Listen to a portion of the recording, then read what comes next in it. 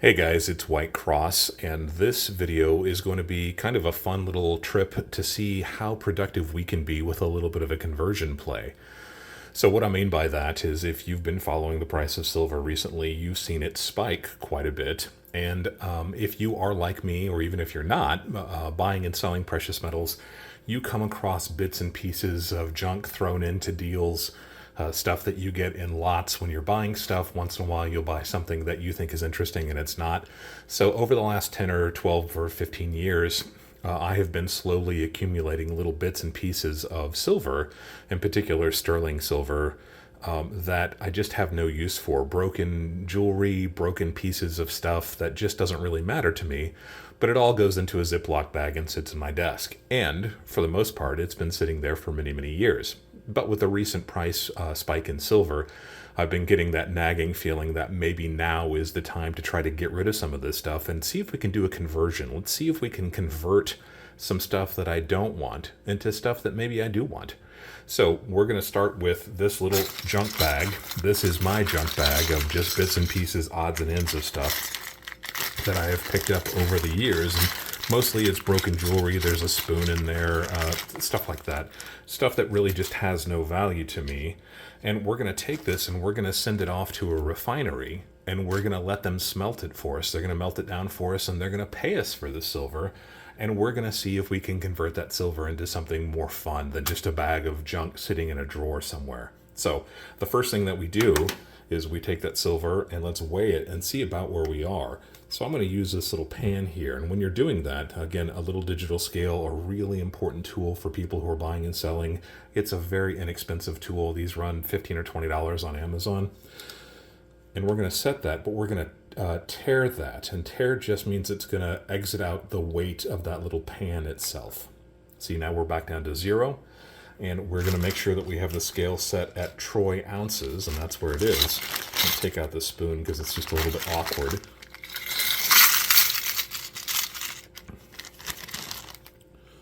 Oh, there's a little bit more in there. So just little bits and pieces of broken stuff. And then we're going to put that spoon on top. Close enough. 10.27 troy ounces. 10.27 troy ounces, right about 10 and a quarter troy ounces. Now we're going to take this and we're going to send it to a refinery based out of Waterford, Michigan. They're just north of Detroit. They're called Midwest Refineries, and I used them many, many years ago, at least 10 years ago, probably longer ago than that. I sent them a big bundle of junk kind of like this, and they paid me pretty promptly for it. So let's hope that they are still the kind of trusted people that I knew them to be back in the day. Now, they're not just going to pay me silver. They're going to pay me for the value of the silver. You know, they need to make a profit too. And there's always the question as to whether or not some of this stuff is the purity that it's supposed to be. Some pieces made in Mexico in the 1960s, 70s, and 80s tend to be a little bit less pure than it's supposed to be. I don't think they were necessarily trying to deceive anybody. They just weren't that careful with it. Consequently, sometimes when you're dealing with pieces like this, it may not be quite as pure as you thought it was. So I am going to go ahead and do a quick calculation here.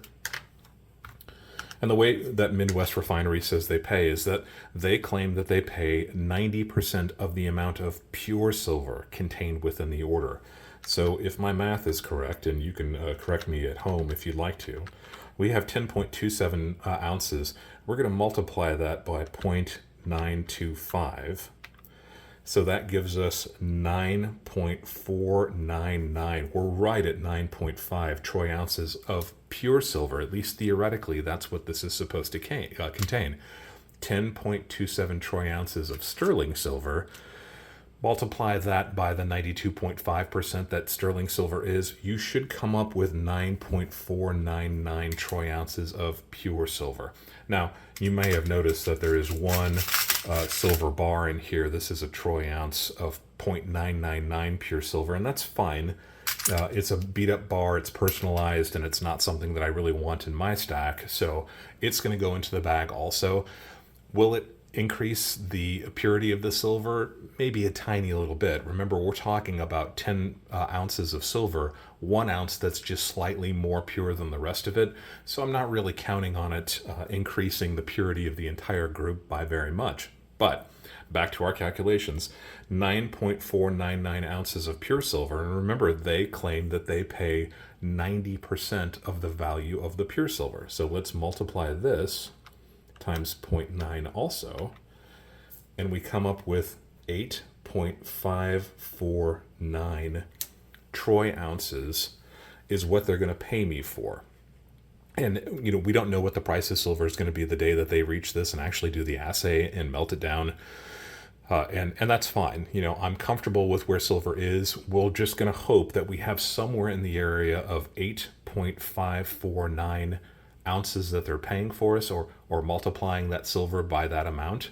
So if, for example, silver is $23 an ounce, we should get somewhere around $196. Now, in my experience, things rarely work out exactly like they're supposed to when you're doing something like this. There may be pieces in here that aren't really silver that are going to throw the entire assay down.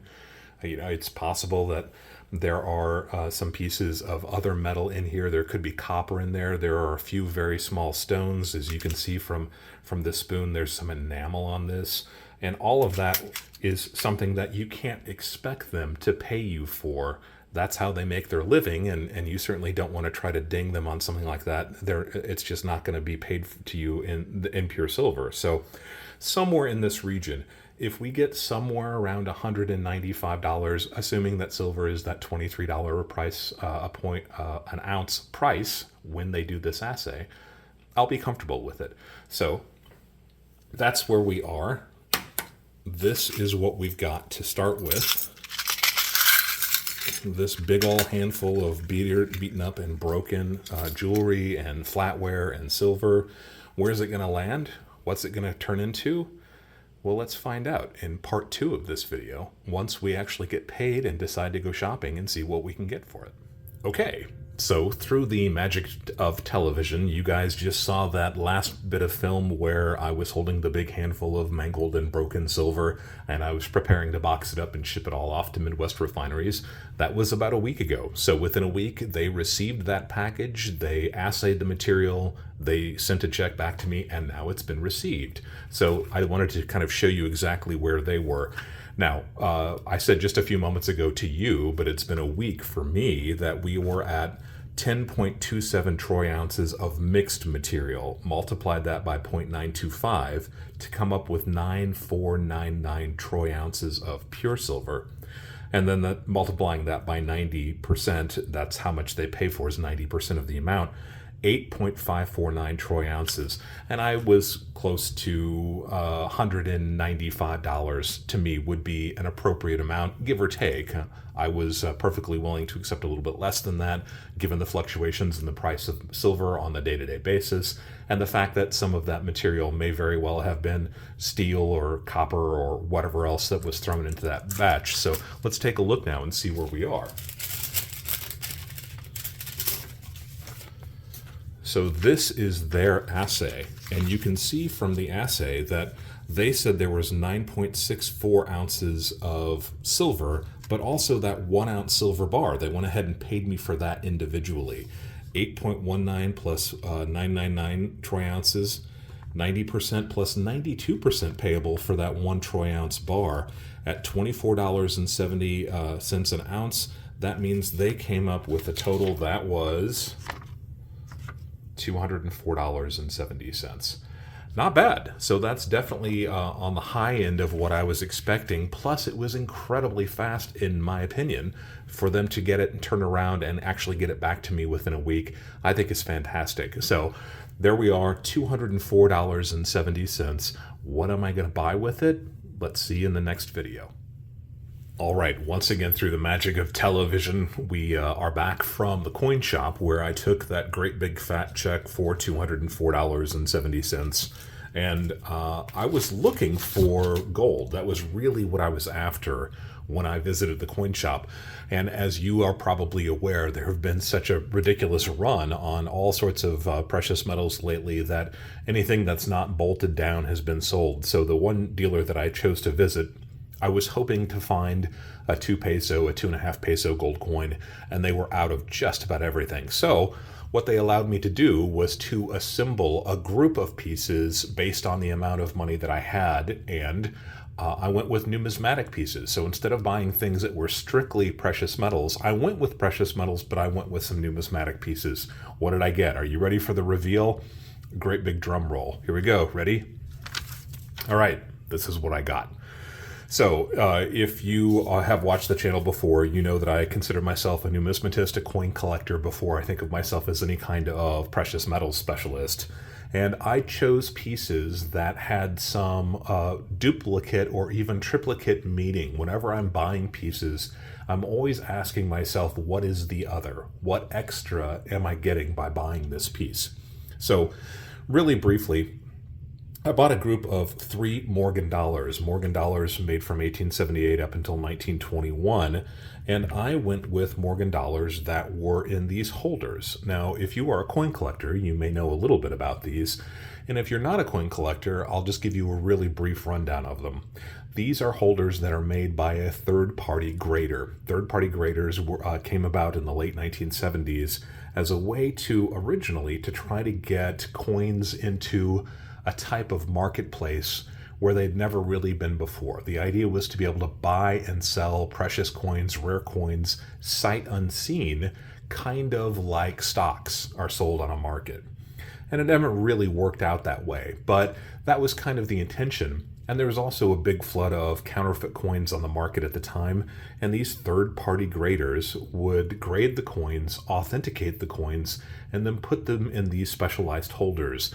We coin collectors nickname these slabs, S-L-A-B. So this is a slab. And this coin has been graded by the American Numismatic Association Certification Service, and that's Annex. We call that the initials for that. This is an Annex slab. So there are 3 Morgan dollars in this collection. There's also a Franklin half dollar, and this Franklin half dollar is a pretty nice one. Coins are graded on a scale of 1 to 70. That's called the Sheldon scale. And you can see that this one is a 65.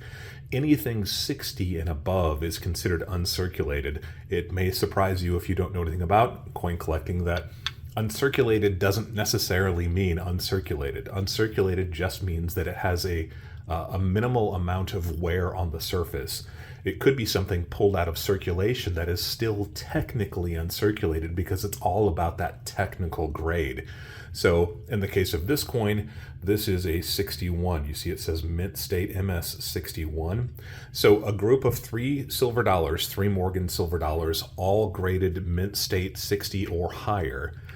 And then this Franklin half dollar graded at an MS 65.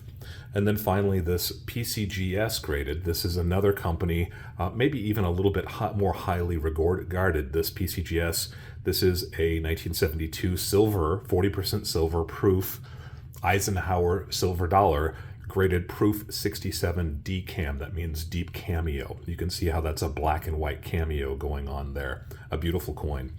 Proof coin specially made for collectors. So a group of 5 coins, 3 Morgan silver dollars, a Franklin half dollar, and an Eisenhower 40% silver dollar. What do you think?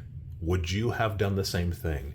Would you have exchanged that handful of bent and broken and essentially worthless silver scrap for these 5 numismatically interesting pieces? Keep in mind that we're still talking about somewhere around 4 ounces of pure silver contained within this. So in terms of silver content, I went down quite a bit, right?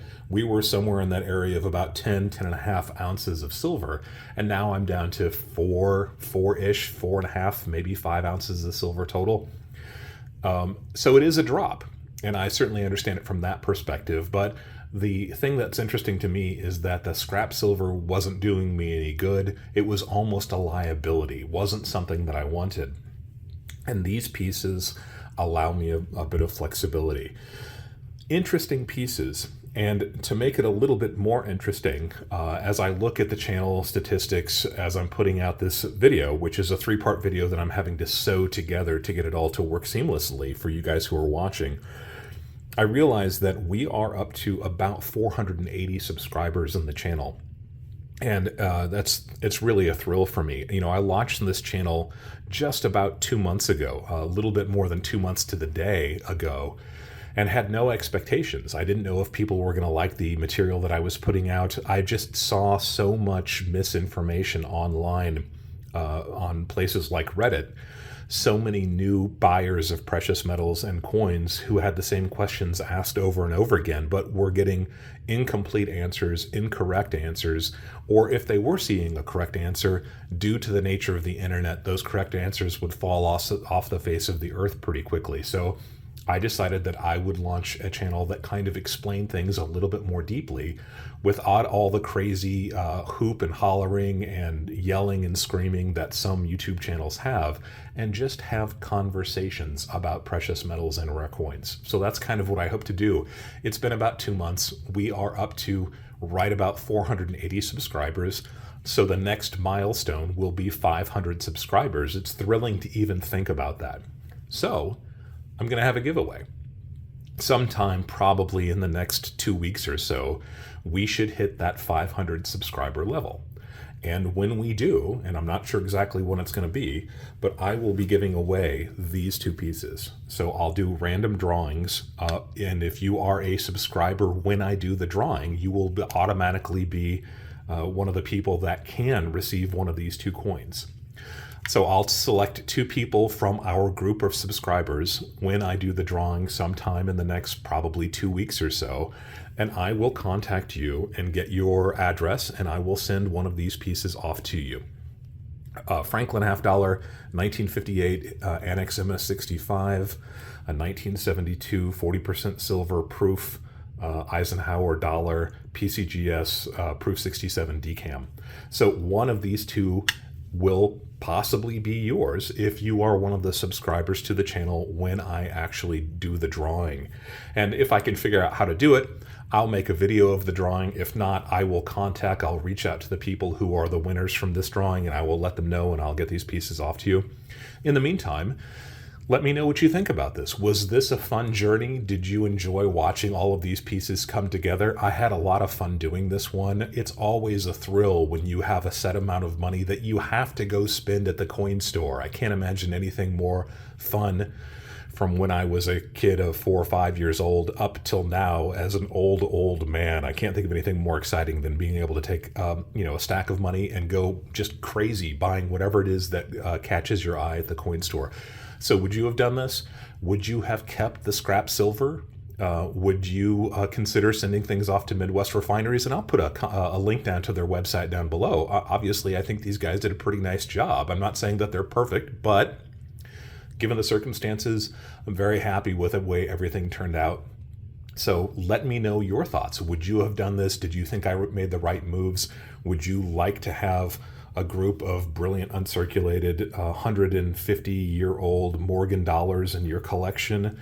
Or would you have kept that pile of bent and broken sterling silver jewelry and flatware and generic bar? Would you have rather had those? Remember, if you are not subscribed, go ahead and do it now if you want to potentially win one of these two beautiful coins. And if you have any suggestions of anything else you'd like to see me comment on the items in this video, leave a message down below. I'll be happy to help you. And as always, thank you for allowing me to be a part of your journey as you go deeper into the world of physical precious metals.